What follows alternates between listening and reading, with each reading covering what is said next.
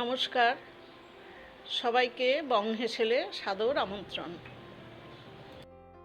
আজ আমি আলু আর ঝিঙে দিয়ে পাবদা মাছের ঝোল রান্না করেছি। এখন গরমকালে তো প্রচুর পরিমাণে বাজারে ঝিঙে পাওয়া যায়। ঝিঙে দিয়ে আমরা অনেক কিছুই খাই, মাছের ঝোলে তো দিই। এরকম টাটকা জ্যান্ত কোনো মাছ দিয়ে ঝিঙের সাথে ঝোল করলে কিন্তু খেতে খুব ভালো লাগে। গরম ভাতে এরকম রান্না একবার আপনারা খেয়ে দেখুন।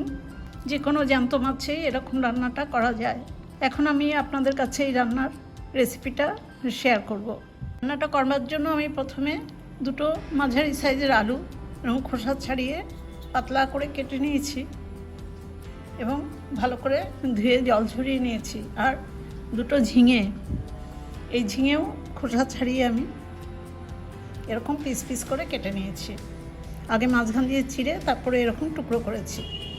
এই ঝিঙে আর আলু দিয়ে আমি পাবদা মাছের ঝোল করব। এই পাবদা মাছের ঝোল করবার জন্য দেখুন আমি 400 গ্রাম পাবদা মাছ বাজার থেকে আনার পরে আমি মাছগুলো ভালো করে ধুয়ে পরিষ্কার করে জল ঝরিয়ে লবণ হলুদ মাখিয়ে 10 মিনিটের জন্য ম্যারিনেট করতে দিয়েছি। রান্নার শুরুতেই আমি মাছগুলো আগে ভেজে নেব। পাবদা মাছগুলো ভাজবার জন্য আমি গ্যাসের উপরে মিডিয়াম ফ্লেমে একটা কড়াইতে 2 টেবিল চামচ সরষের তেল দিয়ে দিয়েছি। তেলে দেখুন খুব অল্প পরিমাণে লবণ দিলাম। তেলটা গরম হয়ে গেছে। এই লবণটুকু দেওয়ার কারণ আমি কড়াইয়ের গায়ে মাছ ভাজাটা লেগে যাবে না। এবার একটা একটা করে মাছ ভাজার জন্য মাছগুলো ছেড়ে দেবো।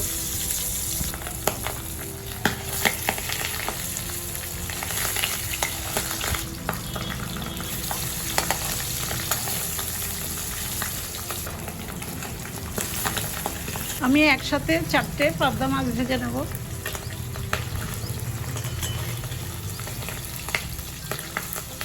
পাবদা মাছের গায়ে আঁশ নেই বলে এই মাছগুলো একটু ভাজার সময় ছিটে আসে।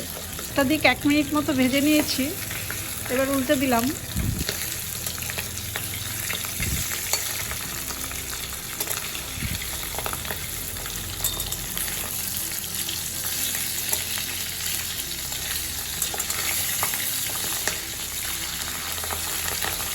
মাছের দুটো পিঠি ভাজা হয়ে গেছে। এই টাটকা মাছগুলো কিন্তু খুব কড়া করে ভাজার দরকার হয় না। এখন আমি এই মাছ 4টে তুলে নেব আর বাকি 4টে মাছও আমি একইভাবে ভেজে নেব। মাছ ভাজাগুলো তুলে নেওয়ার পর আমার কড়াইতে যেই তেল আছে সেই তেলে এই ঝিঙেগুলো আমি একটু ভেজে বা সাঁতলে নেব।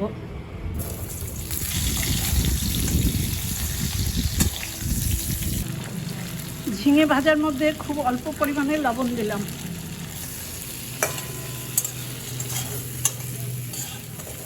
লবণটা ভালো মিশিয়ে দিয়ে আমি ঝিঙেটাকে একটু ঢেকে দেব।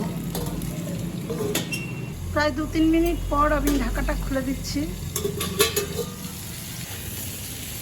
ঝিঙেটা দেখুন অনেকটা মজে গেছে। ঝিঙের টুকরোগুলো আর একটু নাড়াচাড়া করে আমি এখন এই অবস্থায় ঝিঙেটা নামিয়ে নেব। ঝিঙেটা নামিয়ে নেওয়ার পর আবার আমি 2 টেবিল চামচ সরষের তেল দিয়ে দিয়েছি কড়াইতে। তেলটা গরম হয়ে গেছে। আমি এখন ফোড়ন দেব।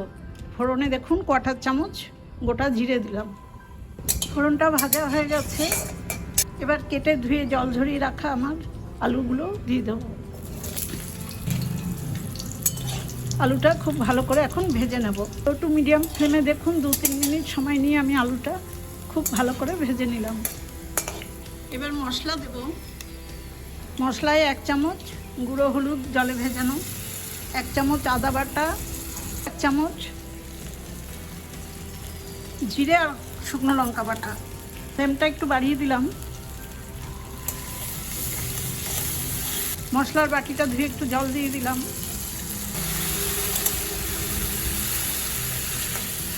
এবার মশলার সাথে আলুর সাথে খুব ভালো করে কষিয়ে নেব।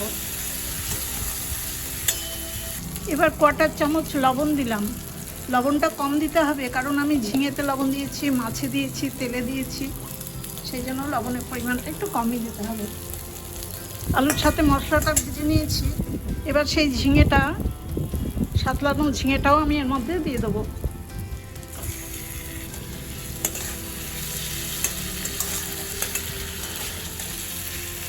এবার আলু, ঝিঙে মশলা সব একসাথে খুব ভালো করে ভেজে নেব।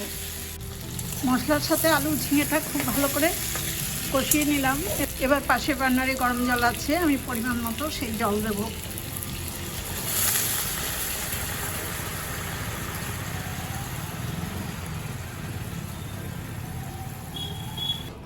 রান্নাটা একটু ঝোলঝলিয়ে হবে, এটা মাছের ঝোল, সেই জন্য একটু বেশি জল দিলাম।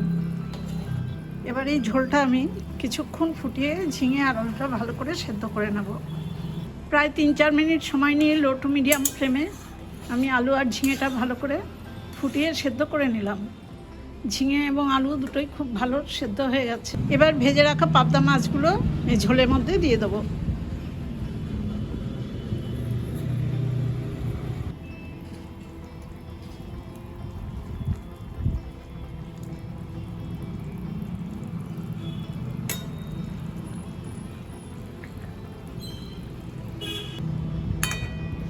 মাছগুলো ঝোলের মধ্যে খুব ভালো করে ডুবিয়ে দেওয়ার পর আমি এখন আবার কিছুক্ষণ মাছের ঝোলটা ফুটিয়ে নেব। লো টু মিডিয়াম আছে মাছের ঝোলটা আমি বেশ কিছুক্ষণ ফুটিয়ে নিয়েছি। সময়টা 3-4 মিনিট হয়ে গেছে, রান্না করা হয়ে গেছে। আমি আর কোনো মশলা দেব না। এখন আমি গ্যাসের ফ্লেম অফ করে দিয়ে রান্নাটা একটা বাটিতে সার্ভ করে দেব। আলু ঝিঙে দিয়ে পাবদা মাছের ঝোল রান্নাটা আমার হয়ে গেছে, একটা বাটিতে সার্ভ করে দিয়েছি। এই রান্নাটা গরম ভাতে খেয়ে দেখবেন, খুব ভালো লাগবে। আমার এই রান্নার রেসিপিটা দেখে আপনাদের যদি ভালো লাগে তাহলে আমার ছোট্ট চ্যানেলটাকে সাবস্ক্রাইব করে আমার পাশে থাকবেন, বেল আইকনটাও প্রেস করে দেবেন, লাইক করবেন, শেয়ার করবেন আর কমেন্টস করে জানাবেন কেমন হলো। সবাই খুব ভালো থাকবেন, সুস্থ থাকবেন। ধন্যবাদ।